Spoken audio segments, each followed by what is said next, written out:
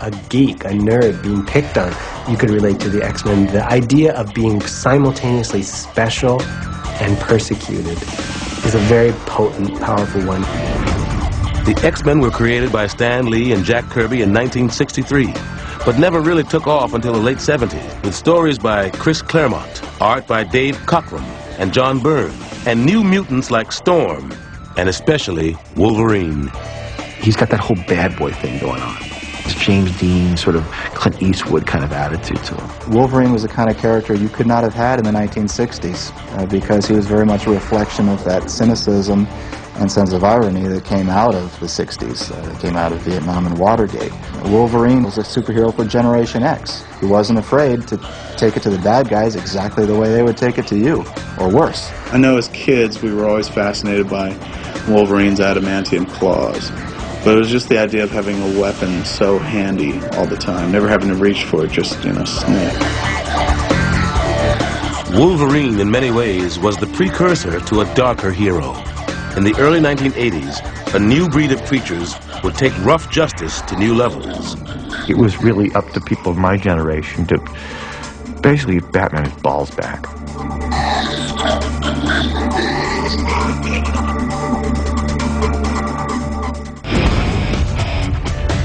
In the closing years of the Cold War, inflation was high. The potential for global destruction was ever present. And the comic book industry was trying to find its place in the world. I think all those things balanced together to a questioning of which way is the world going?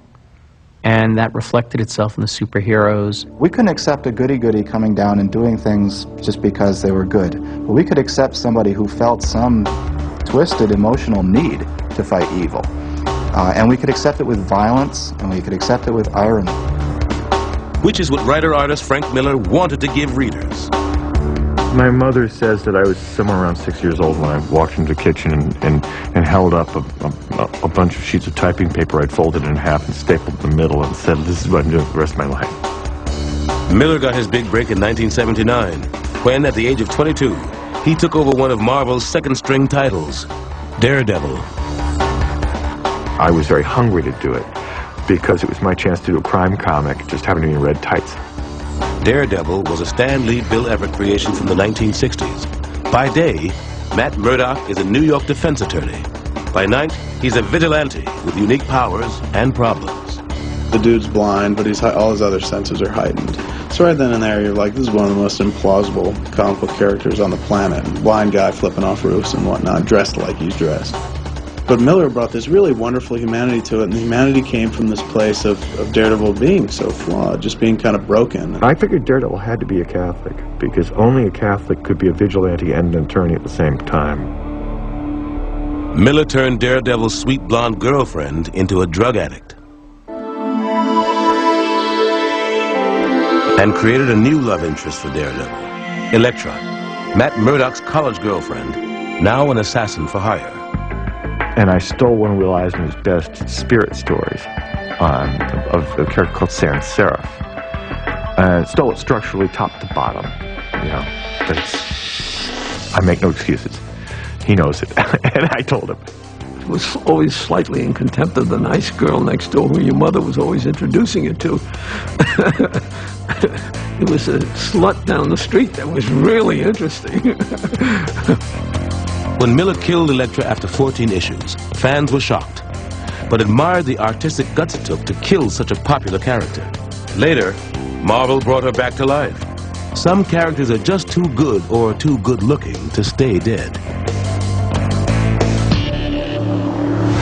Miller challenged the traditional superhero notion of non-lethal justice when he revived a 1970s vigilante called the Punisher. After the Mafia guns down his family, ex-Marine Frank Castle wages a one-man war against crime and actually kills people. This was a little too strong for the 70s, but fit the 80s like a .44 bullet in a magnum chamber. To Daredevil, the Punisher was a villain, but readers loved him, and a host of writers and artists tried to meet the demand. People voted for Reagan because he kicked butt, because he came on as a tough guy. And I think that attitude was mirrored in superheroes of the 80s. It's not to say the people who wrote The Punisher believed that, but I think they did tap into a popular mood. Then came the British. Same edge, different slant. more European, more political. Writer Alan Moore and artist Dave Gibbons created a 12-issue miniseries for DC in 1985 called The Watchmen.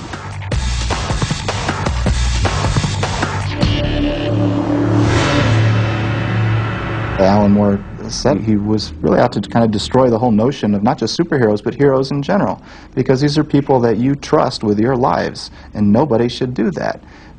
You really needed to trust yourself.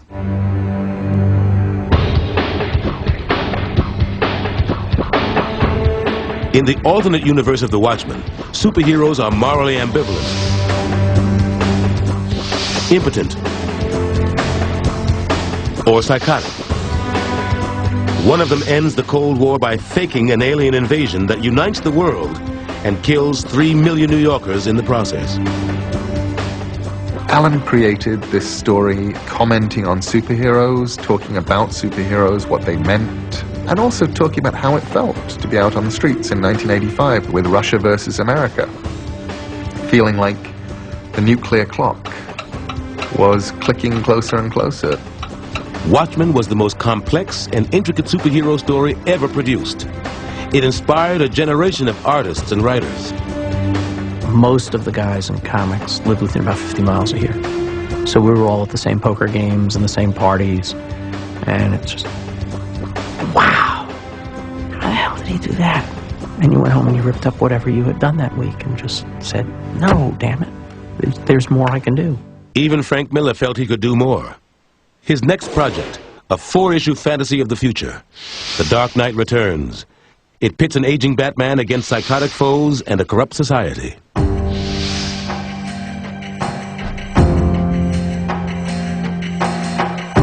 I just wanted to do this older Batman and to make him really nasty. I thought, what better way to make him a badass than have him be the Dirty Harry out there, the guy that nobody likes. For Miller's Batman, the biggest problem isn't the Joker, but Superman, a well-meaning Boy Scout in thrall to Ronald Reagan, conducting one-man's secret wars in Central America. Superman and Batman had been friends since 1940, but weren't after 1986.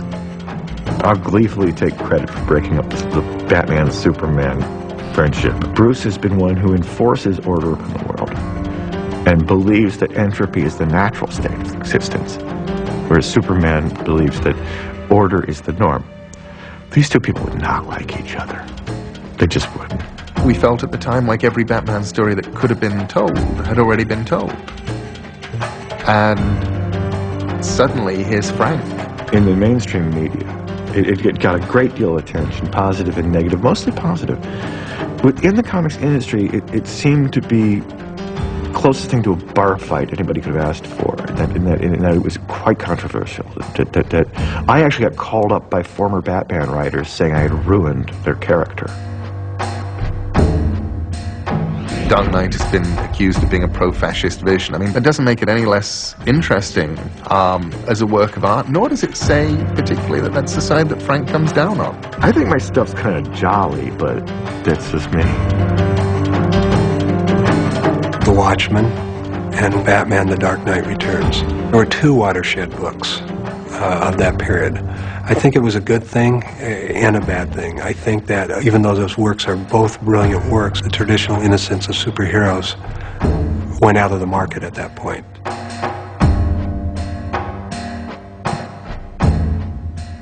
In the grim and gritty era, old characters were given new problems. Child abuse, a daring new topic in the 1980s, was revealed as the cause of the Hulk's anger. His father had beat him and his mother. Other heroes developed severe drinking problems.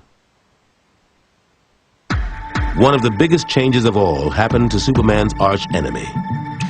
For 45 years, Lex Luthor had been a mad scientist. That had no longer been grim and gritty enough. So he was transformed into the most evil thing on Earth, a 1980s businessman.